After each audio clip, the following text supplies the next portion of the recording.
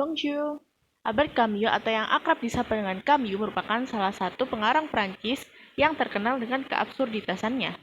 Ia lahir di Mondovì pada tahun 1913. Selama hidupnya, ia mendalami ilmu filsafat, tetapi ia tidak bisa mengikuti ujian agregation filsafat sebagai guru atau dosen karena waktu itu ia mengidap penyakit TBC. Camus pada akhirnya menjadi wartawan di Algiers, kemudian di Paris. Ia juga pernah menjadi kepala redaksi majalah Combat.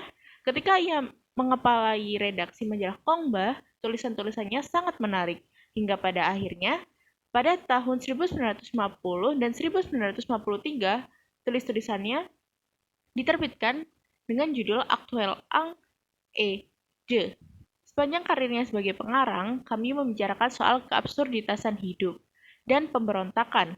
Tetapi sebenarnya apa sih absurditas yang dimaksud oleh Camus itu? Menurutnya, sebelum menyadari dunia ini begitu absurd, manusia merasa dirinya bebas. Padahal ia adalah budak dari kebiasaan atau prasangka yang memberi tujuan dan nilai semu dalam hidupnya. Sebagian besar orang hidup hanya untuk melakukan gerakan yang itu-itu saja dan berulang setiap harinya. Rasa muak rasanya susah untuk dikomunikasikan. Hal ini timbul karena hidup yang gitu-gitu aja rutinitasnya, hingga manusia merasa lelah dan merasa terasing dalam dunia yang aneh ini. Dan akhirnya mempertanyakan, kenapa harus mengulang-ulang hidup yang seperti ini?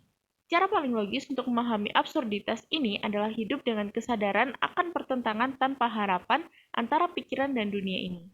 Meski sering bertanya-tanya apakah hidup ini layak untuk dijalani, Camus tidak mau bunuh diri. Baginya, bunuh diri adalah cara paling konyol untuk mengakui bahwa hidup dalam kebiasaan ini adalah hal-hal yang mengerikan, tidak ada yang harus dipertahankan dalam hidup, dan penderitaan pun tidak ada gunanya. Salah satu karya Camus yang mengangkat perihal absurditas ini adalah Cerpen Les Muets dalam L'exil et le Royaume. Coba kita dengarkan sedikit ceritanya. Dikisahkan, di tengah musim dingin yang melanda, Iva mengayuh sepedanya menuju sebuah bengkel tempat di mana ia bekerja. Ia berbincang dengan rekan kerjanya soal rencana protes terhadap bosnya yang hanya mengejar keuntungan tanpa memperhatikan kesejahteraan karyawannya. Selama 20 hari, mereka mogok kerja tanpa penghasilan. Istri mereka di rumah sedih, akhirnya mereka kembali bekerja. Suasananya begitu tidak mengenakan. Di sana sudah ada Marco, Said, dan Esposito. Balester, si mandor, membukakan pintu bengkel dan mulai bekerja. Mereka bekerja dalam keheningan. Monsieur Lassalle, bos mereka datang dan menyapa. Namun tak ada jawaban. Lalu ia mendekati Valerie, pekerja yang baru. Valerie bingung harus bersikap bagaimana. Ia hanya diam saja. Monsieur Lassalle kemudian memanggil Ivar dan Marco agar kembali seperti sedia kala. Namun mereka hanya diam saja.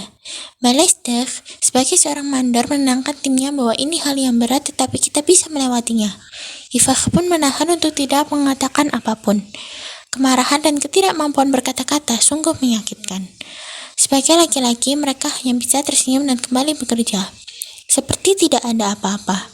Ivar lelah, ia hanya ingin pulang. Ketika bel pulang dibunyikan, semuanya segera menuju locker room. Ivar tidak mandi dulu dan segera bergegas pulang. Sesampainya di rumah, istrinya menanyakan apakah ia baik-baik saja. Ia merasa dongkol dan menceritakan semua kekesalannya. Seharusnya kondisinya sekarang tidaklah begini jika bukan karena dia. Absurdisme mengangkat konsep akhir cerita yang menggantung, yang akhirnya menimbulkan multitafsir bagi para pembacanya. Di pandangan saya, Iva telah muak dengan kehidupannya, tapi itulah yang hanya bisa ia jalani, meski memang berat. Kalau menurut teman-teman, bagaimana? Abiang tudong lote istoa, merci.